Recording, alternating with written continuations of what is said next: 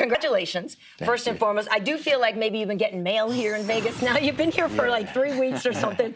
How confident were you when they read the scorecards? I thought I had landed the heavier shots. I thought he had a bit of top control, but I feel like he didn't do a whole lot. But yeah, I definitely thought it was close, so happy to get the hand raised. Yeah. So when I look at this fight, Jack, I feel like there's a couple of ways of looking at it. So some people might think, you know what, it was a tough task for you because you're taking on a new opponent on kind of short notice, a guy coming in who's very hungry. You're a name in the UFC right now. And so they could say, well, that's probably why I presented a tough fight to you.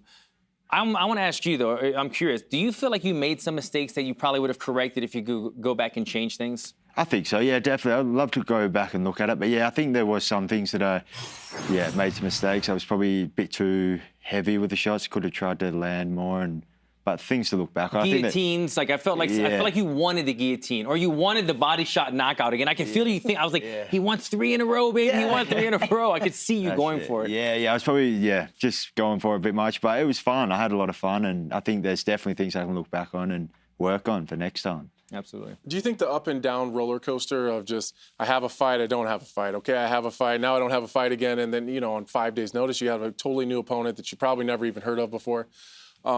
Was there some mental hurdles you had to get over coming into this week? Yeah, for sure. There's a lot of ups and downs, but I feel like that is the fight game, you never, obviously anything can happen. There's one opponent, so you don't have a whole team to back you up, but it was fun. I loved every moment of it, ups and downs, and it was fun to be out here. So obviously you had a different opponent scheduled. Is that something you still want? Do you want to fight Sean Brady? Do you have other ideas in mind now? Because, as we know, this wasn't a ranked person coming in, but it was a tough fight. You proved a lot tonight. So do you have an idea of who you want next? I think, I was hoping this could just be a hurdle and we can get back into the Sean Brady fight, but I want to fight in Sydney, so I don't think he likes travelling too much. I don't think he'll make the trip, but we'll see what happens. I want to fight in Sydney. Yeah. Do you guys...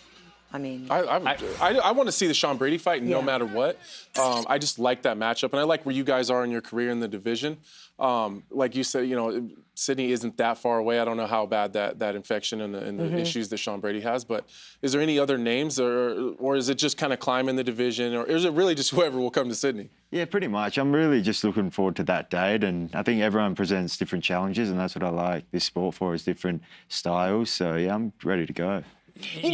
I'm sorry, KB. I was just going to follow up on that one. So you don't necessarily, if you can get on Sydney card and they said, look, we don't have a guy ahead of you, we have somebody behind you again, you'd still take that fight? Hell yeah. I took a guy that had never fought in the UFC, so I'll do the same thing in Sydney if that need be. Nothing changed, right? Nothing changed. Is there anything from this fight that you feel like you learned from it, that you could take from it being on short notice like that? Yeah, absolutely. Yeah, I think I really want to go back and look at it. But I think, this is probably something that will happen in the future with just the nature of the game. So, I just took the challenge on the head on and continue the road. Yeah, that's kind of what I was going to ask you about. Not so much necessarily, what you learned about from this fight, but over the course of the 3 weeks, the mental discipline you had to have to stay up, to stay positive, to keep training, to cut weight, to not, what's your takeaway from your own experience here? It was just ups and downs, but the team, I had an awesome team with me, and they just kept my head straight, and what else can you do but do what I came here to do and fight. Well, you can go home with an extra $50,000, which you're going to do for Fight of the Night. So that's pretty awesome. That's nice, But so let's look at the rankings, though, Jack, because we could put these up here and look at the welterweight rankings and see who could potentially be there for you to fight next, if we can get it in one of the graphics here. So, you came in here at number 14. We've got Ian Gary there. We've got Kiesa's going to be in action next week, of course. Magny just fought recently. Luque coming up, but... You see anybody, Jack? Looking at them, I think everyone's matched up except Neil Magny. So maybe, if he's up for it in Sydney, that'd be cool. Of course, if Sean Brady wants to, maybe UFC can organise him.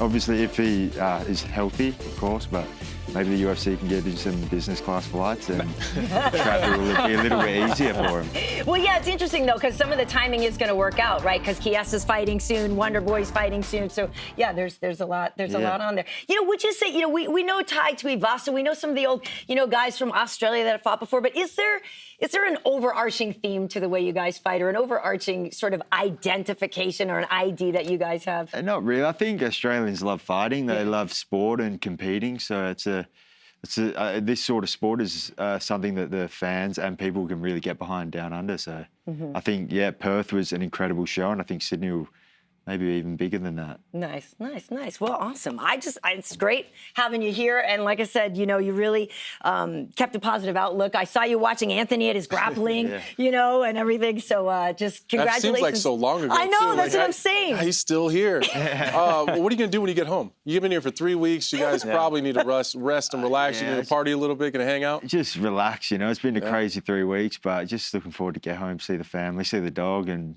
put the feet up for a little bit. Nice. And get back into the gym, of course. I love my gym, scrappy, so. Thanks for watching ESPN on YouTube. For live streaming, sports, and premium content, subscribe to ESPN+.